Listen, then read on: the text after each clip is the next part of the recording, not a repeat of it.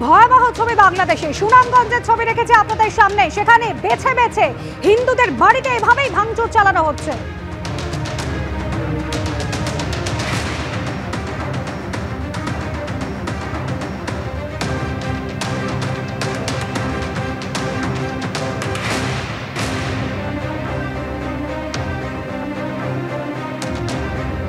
সুকান্ত মুখোপাধ্যায় আমাদের প্রতিনিধি রয়েছেন আমাদের সঙ্গে টেলিফোন লাইনে। সুকান্ত, একেবারে বেছে বেছে সুনামগঞ্জের যে ছবি সামনে এসেছে, একেবারে বেছে বেছে হিন্দুদের বাড়ি ভাঙচুর করা হচ্ছে, মন্দিরে পর্যন্ত ভাঙচুর চালানো হচ্ছে। আর যেটা সব থেকে উদ্বেগের, বাংলাদেশ পুলিশ সেনা তারা নির্বিকার।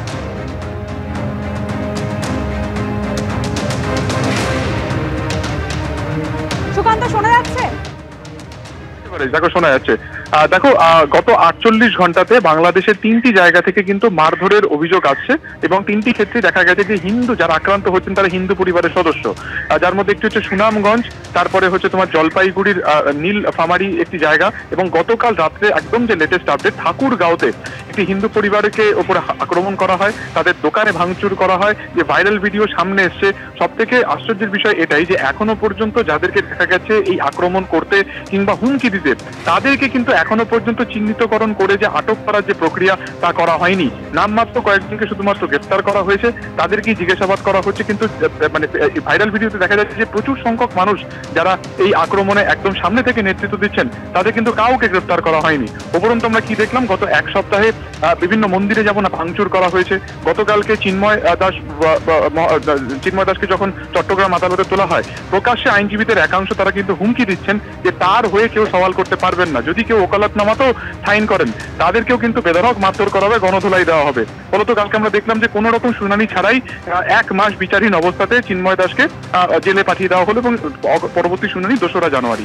ফলত এই সার্বিকভাবে যে চিত্রটা এখনো পর্যন্ত উঠে আসছে, যেটা একেবারে ইসকন কর্তৃপক্ষ তারা যেটা বলছেন যে ভারত সরকারের তরফে কূটনৈতিক পদক্ষেপ করা উচিত, এবং তারা ইতিমধ্যে গতকালকে এই ইনফরমেশন আসার পরই তারা তাদের মতন করে বৈঠক করছেন এবং সেখানে তারা সিদ্ধান্ত নেওয়ার চেষ্টা করছেন বা ঠিক করার চেষ্টা করছেন যে আগামী 2রা জানুয়ারিতে যখন চিন্ময় দাসকে ফের আদালতে তোলা হবে, তখন যেন তার হয়ে কেউ অন্ততপক্ষে আইনজীবীরা তারা যেন দাঁড়ান।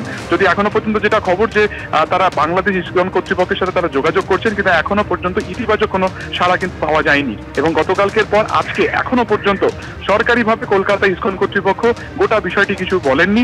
তারা গোটা বিষয়টিতে নজর রাখছেন। বাংলাদেশি যে ইসকন কর্তৃপক্ষ তাদের সাথে তারা যোগাযোগ রাখার চেষ্টা করছেন, জানার চেষ্টা করছেন যে চিন্ময় দাস এই মুহূর্তে কেমন রয়েছেন।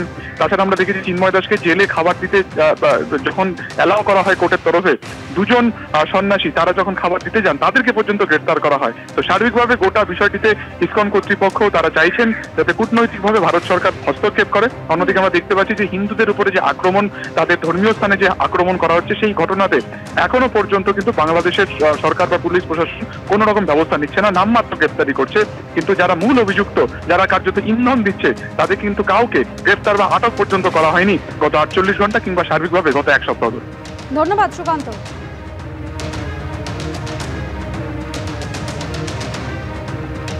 ইসকনের এই জঙ্গি সংগঠনের নেতা এই চিন্ময় দাসকে যতদিন পর্যন্ত আলিফ হত্যা মামলায় আসামি করা হবে না, আইনজীবীদের আন্দোলন ততদিন পর্যন্ত।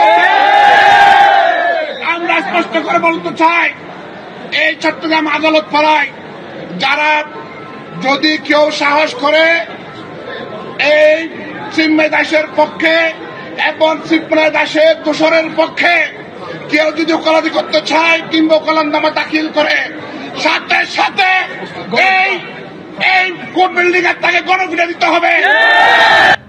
এই হচ্ছে বাংলাদেশের আইনজীবীরা, তারা হুমকি দিচ্ছেন রীতিমতো যদি চিন্ময় কৃষ্ণ দাসের হয় কোনো আইনজীবী তারা মামলা দাঁড়াতে চান, মামলায় লড়তে চান, তাহলে তাদের গণপিটুনি পর্যন্ত দিয়ে দেওয়া হবে, এরকমই হুমকি দেওয়া হয়েছিল আইনজীবীদের তরফ থেকে।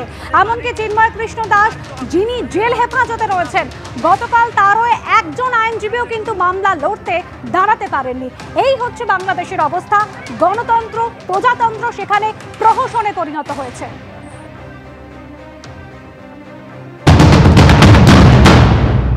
আমরা তো আতঙ্কের ভিতরে আছি। চিন্ময় প্রভু যাতে করে জামিন হয় আমরা সেটাই চাই।